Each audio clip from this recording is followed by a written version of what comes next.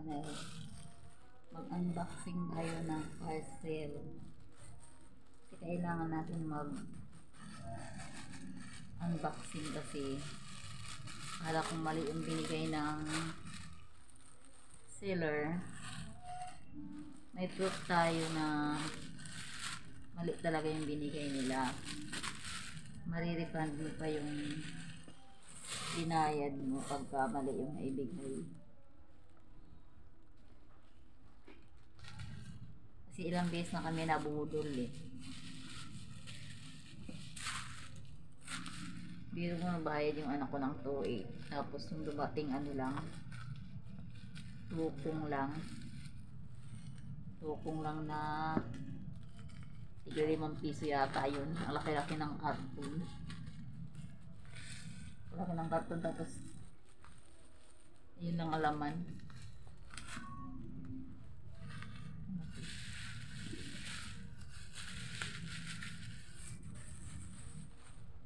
Kailangan natin buksan para malaman kung ano yung laman, para kung mali yung binigay ay ano ba to? Ayan, ma-refund. Ayan siya guys. Hindi ko alam kung ano to. Order to ng anak ko eh.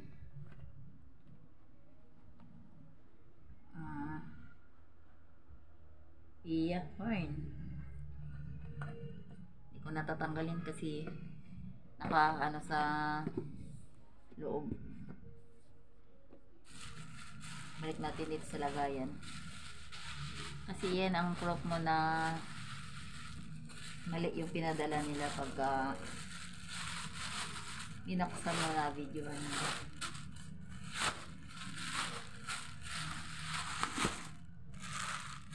Guys, ito pa isa. Ito naman ay aking order. Sabay sa akin 2 or 3 days lang dating.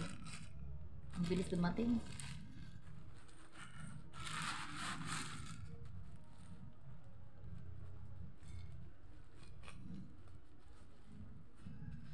Ang bilis dumating.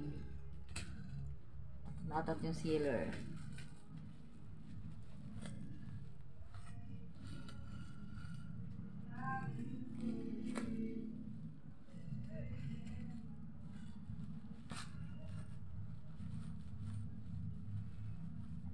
Kasi dati nilagay ako nito iba.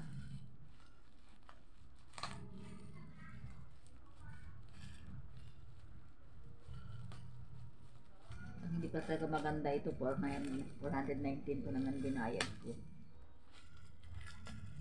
Ang dami-dami kasing balot, tegli.